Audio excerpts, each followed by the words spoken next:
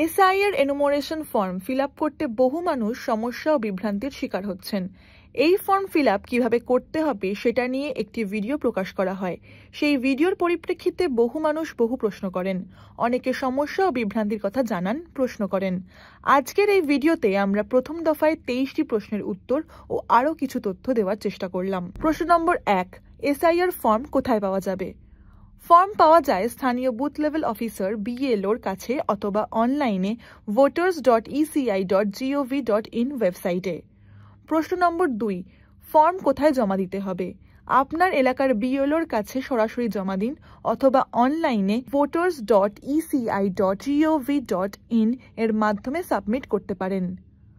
প্রশ্ন নম্বর 3, ফর্ম জমা দেওয়ার পর কিভাবে জানবো আমার নাম তালিকায় উঠেছে কিনা? voters.eci.gov.in অথবা ceo.westbengal.wb.gov.in ওয়েবসাইটে গিয়ে নিজের নাম যাচাই করা যায়। প্রশ্ন নম্বর 4, ফর্ম পূরণের সময় ভুল হলে কি খুব সমস্যা হয়? হ্যাঁ, ভুল নাম, ভুল জন্ম তারিখ বা ভুল ঠিকানা বা ভুল প্রমাণপত্র দিলে ফর্ম বাতিল হতে পারে। তাই সাবধানে পূরণ করুন এবং প্রমাণপত্র স্পষ্টভাবে যুক্ত করুন। তবে BLOরও দায়িত্ব রয়েছে ফর্ম জমা নেওয়ার সময় ভালো করে দেখে নেওয়া এবং সঠিক তথ্য BLO অ্যাপে পূরণ করার। প্রয়োজনে জমা দেওয়ার সময় BLOকে ভালো করে ফর্মটি দেখে নিতে বলুন।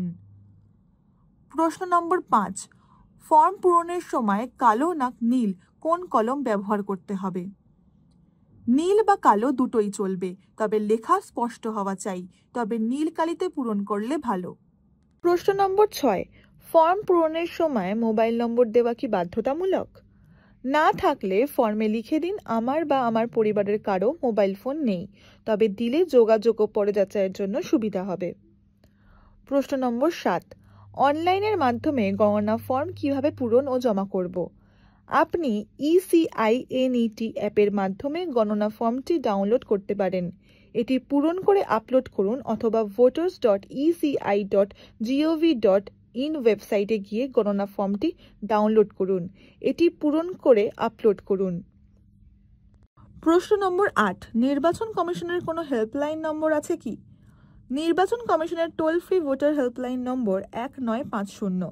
প্রতিটি বিধানসভার কেন্দ্রে EROর অফিসে একটি করে হেল্পলাইন নম্বর চালু করা হয়েছে। সেই নম্বর জোগাড় করেও যোগাযোগ করতে পারেন।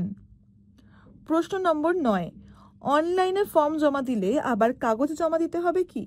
যাদের নিজেদের বাবা মা দাদু ঠাকুমার নাম যে কোনো রাজ্যের সর্বশেষ এসআইআর ভোটার লিস্টে আছে, তারা সেই তথ্য দিলে ম্যাপিং হয়ে যাবে। তাদের অনলাইন বা অফলাইন কোনো ক্ষেত্রেই কোনো কাগজ জমা দেওয়ার কথা নয়। অনলাইন জমা দেওয়াই যথেষ্ট। তবে সাম্প্রতিক একটি রঙিন ছবির স্ক্যান কপি প্রস্তুত রাখবেন, কারণ সেটি আপলোড করতে হবে। প্রশ্ন নম্বর 10, যদি আমি কর্মসূত্রে বাইরে থাকি অন্য কেউ কি আমার হয়ে ফর্ম জমা দিতে পারে? হ্যাঁ, পরিবারের প্রাপ্তবয়স্ক যে কোনো সদস্য জমা দিতে পারেন। সেক্ষেত্রে যিনি সই করবেন তিনি নিজের নাম সই করবেন এবং সইয়ের নিচে ভোটারের সাথে তার সম্পর্ক লিখে দেবেন। প্রশ্ন নম্বর 11, কোন ভাষায় ফর্ম ফিল আপ করবেন? বাংলা ইংরেজি দুটোতেই করতে পারেন। যদি দেখেন কোনো একটি ভাষায় বানান তথ্য নিয়ে সমস্যা হচ্ছে, তাহলে যেটিতে সঠিক বানান তথ্য রয়েছে সেই ভাষায় ফিল আপ করলে সুবিধে হবে। প্রশ্ন নম্বর 12, ফর্ম জমা দেওয়ার সময় কোনো ফি দিতে হবে কি?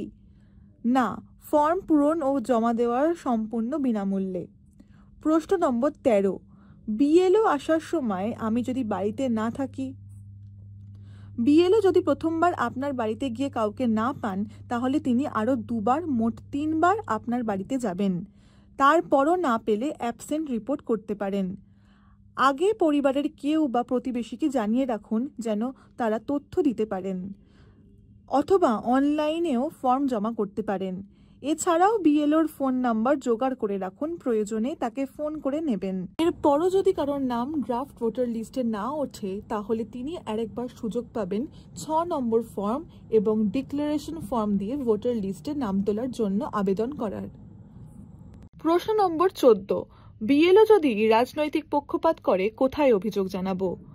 ERO অথবা AERO অথবা জেলা নির্বাচন দপ্তরে অভিযোগ। প্রয়োজনে chief electoral officer CEO West বেঙ্গলের কাছে মেল পাঠানো যায়। এছাড়া এলাকায় ভারতের কমিউনিস্ট পার্টি মার্ক্সবাদীর ভোট অধিকার সুরক্ষা কেন্দ্রে যোগাযোগ করুন। প্রশ্ন নম্বর 15, আমার 2002 ও 2025-এর দুটি তালিকায় নাম রয়েছে, তা সত্ত্বেও কি আমার ফর্ম জমা করতে হবে? হ্যাঁ, না হলে আপনার নাম ভোটার তালিকায় উঠবে না। প্রশ্ন নম্বর 16, নতুন ভোটার বাড়িতে থাকলে তার নাম উঠবে কিভাবে? বিএলওর কাছে 6 নম্বর ফর্ম এবং ডিক্লারেশন ফর্ম পাওয়া যাবে, সেই দুটি ফিল আপ করে বিএলওর কাছেই জমা দিতে হবে। প্রশ্ন নম্বর 17, বৃদ্ধ, অসুস্থ, শারীরিকভাবে অক্ষম ভোটার বা যারা লেখাপড়া বিশেষ জানেন না তাদের জন্য বিশেষ কোনো ব্যবস্থা রয়েছে কি? বিএলওকে ফোন করুন, তিনি নিজে অথবা সরকারি কোনো কর্মচারী ভলান্টিয়ারকে দিয়ে সাহায্য করতে পারেন। এছাড়াও ভারতের কমিউনিস্ট পার্টি মার্ক্সবাদীর বিএলএরা পাশে থাকবেন, তারা ফর্ম পূরণ করতে সহায়তা করবেন। বিএলওর কাছে ফর্ম জমা করতে হবে, ফর্মের নিচে বিএলওর স্বাক্ষর থাকবে, একটি ফর্ম জমা হবে আর একটি নির্বাচকের কাছে থাকবে। প্রশ্ন নম্বর 18, ভোটার লিস্ট কবে বেরোবে? Draft voter list 9/12/2025, final voter list 7/2/2026। প্রশ্ন নম্বর 19, ড্রাফট ভোটার লিস্টে নাম না থাকলে কি আর কিছু করা যাবে না? যাবে। 6 নম্বর ফর্ম এবং তার সাথে ডিক্লারেশন অ্যানেক্সচার 4 ফর্ম জমা করতে পারবেন। প্রশ্ন নম্বর 20, কাদের নামে ফর্ম বেরোবে? 27/10/2025 অবধি 2025 সালের ভোটার লিস্টে যাদের নাম রয়েছে তাদের প্রত্যেকের নামে এনুমারেশন ফর্ম অ্যানেক্সার 3 বেরোবে। প্রশ্ন নম্বর 21, যাদের নামে ফর্ম বেরোবে তারা যদি 4 ডিসেম্বরের মধ্যে ফর্ম জমা করতে না পারেন তারা কি পরে সেই ফর্ম জমা করতে পারবেন? না, তাদেরকে 6 নম্বর ফর্ম এবং তার সাথে ডিক্লারেশন অ্যানেক্সার 4 ফর্ম জমা করতে হবে। প্রশ্ন নম্বর 22, ফর্মের সাথে কোনো প্রমাণপত্র নথি জমা করতে হবে? না, প্রথম পর্যায়ে 4 নভেম্বর থেকে 4 ডিসেম্বর কাউকে কোনো নথি জমা করতে হবে না। প্রশ্ন নম্বর 23, যাদের নিজেদের বা বাবা মা ঠাকুরদা ঠাকুমার নাম সর্বশেষ এসআইআর এর ভোটার লিস্টে নেই তারা কি কি নথি দেখাবেন? জন্ম তারিখের ভিত্তিতে কাউকে 1টি, কাউকে 2টি, কাউকে 3টি নথি দেখাতে হতে পারে, কাজেই সেই নথিগুলির অরিজিনাল ও জেরক্স প্রস্তুত রাখতে হবে। 1/7/1987 আগে জন্ম নিজেদের একটি নথি, 1/7/1987 থেকে 2/12/2004 অবধি জন্ম নিজের একটি বা বাবা মায়ের একটি নথি, 2/12/2004 পর জন্ম নিজের একটি নথি এবং বাবা মা উভয়ের একটি করে নথি।